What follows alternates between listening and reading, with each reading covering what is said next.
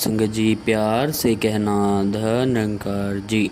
सत्संग जी दास आज एक बुजुर्ग की जीवन की प्रेरणादायक सत्संग जी एक स्टोरी आपके समक्ष सत्संग जी दास रख रहा है, ताकि सत्संग जी हम उनके जीवन से ऐसे ही सीख कर उन्हें अपने जीवन में डाल पाएं।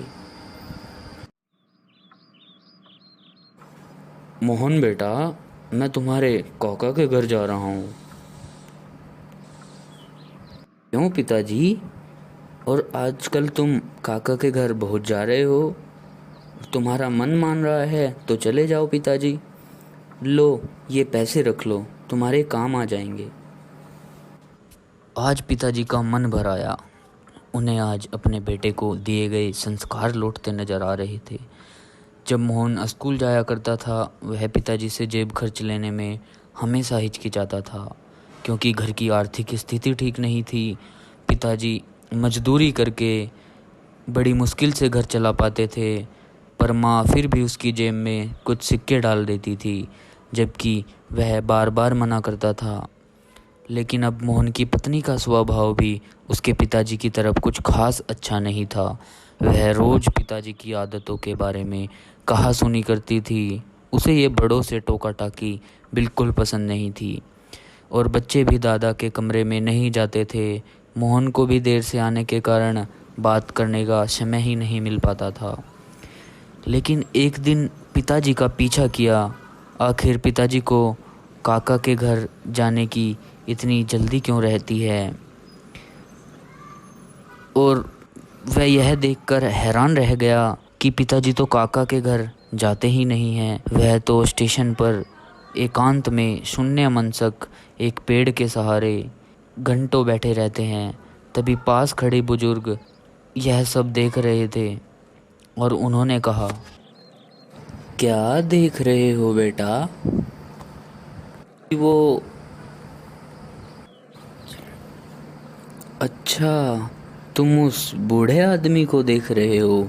वो यहाँ अक्सर आते हैं और घंटों पेड़ तले बैठकर सांझ ढले अपने घर लौट जाते हैं। किसी अच्छे सब प्रभात घर के लगते हैं। बेटा, ऐसे एक ही अन्नमाय बुजुर्ग पिता तुम्हें यहाँ आसपास मिल जाएंगे। अच्छा जी, मगर क्यों? बेटा, जब घर में बड़े बुजुर्गों का प्यार नहीं मिलता, उन्हें बहुत अकेलापन महसूस होता है, तो वो ये यहाँ आकर बैठकर अपना समय काटा करते हैं। वैसे क्या तुम्हें पता है, बुढ़ापे में इंसान का मन बिल्कुल बच्चे जैसा हो जाता है। उस समय उन्हें अधिक प्यार और सम्मान की ज़रूरत पड़ती है, पर परिवार के सदस्य इस बात को समझ नहीं पाते। वो यही समझते हैं इन्होंने अपनी ज़िंदगी जी ली है, फिर उन्हें अकेला छोड़ देते हैं। कहीं साथ ले जाने से कतराते हैं। बात करना तो दूर बेटा, अक्सर उनकी राय भी उन्हें कड़वी लगने लगती है। जबकि वही बुजुर्ग अपने बच्चों को अपने अनुभव से आने वाले संकटों और परेशानियों से बचाने के लिए सटीक सलाह देते हैं। घर पर लौटकर मोहन ने किसी से भी कुछ नहीं कहा। जब पिताजी लौटे, मोहन घर के सभी सदस्यों को देखता रहा, पर किसी को भी पिताजी की चिंता नहीं थी। पिताजी से कोई बात ही नहीं करता, कोई हंसता नहीं था, कोई खेलता नहीं था, जैसे पिताजी का तो कोई घर में अस्तित्व ही ना हो। ऐसे परिवार में पत्नी, बच्चे सभी पिताजी को इग्नोर करते हुए दिखे। सबको राह दिखाने के लिए अब आखिरकार मोहन ने अपनी पत्नी व बच्चों से भी बोलना बंद कर दिया। वो काम पर जाता और वापस आता, पर किसी से बातचीत ही नहीं करता। बच्चे पत्नी बोलने की कोशिश भी करते तो वह भी कर उन्हें काम में डूबे रहने का नाटक करता। 3 दिन से सभी परेशान हो उठे। पत्नी, बच्चे इस उदासी का सब कारण जानना चाहते थे। मोहन ने अपने परिवार को अपने पास बिठाया और उन्हें समझाया, तुमसे मैंने 4 दिन बात नहीं की तो तुम कितना परेशान हो गए।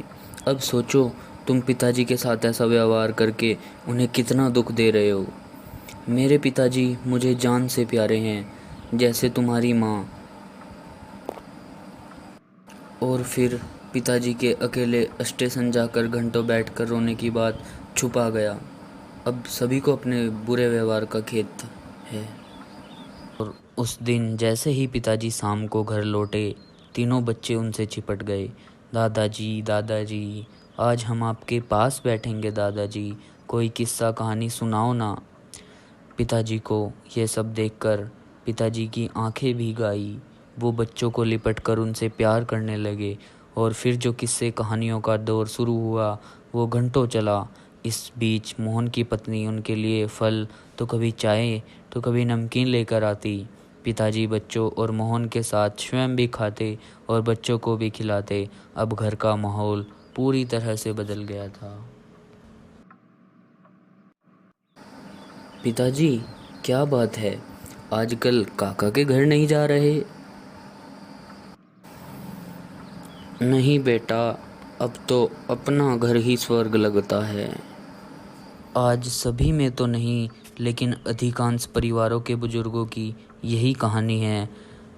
बहुधा आसपास के बगीचों में, बस अड्डों पर, नज़दीकी रेलवे स्टेशन पर परिवार से त्रिस्तृकत भरे पूरे परिवार के एकाकी जीवन बिताते हुए ऐसे कई बुजुर्ग देखने को मिल जाएंगे। आप भी कभी ना कभी अवश्य बूढ़े होंगे। आज नहीं तो कुछ वर्षों बाद होंगे। जीवन का सबसे बड़ा संकट है बुढ़ापा। घर में बुजुर्ग ऐसे बुढ़ापे का संकट हैं। घर में बुजुर्ग ऐसे बूढ़े वृक्ष हैं जो बेशक फल ना देते हों, छांव तो देते ही हैं।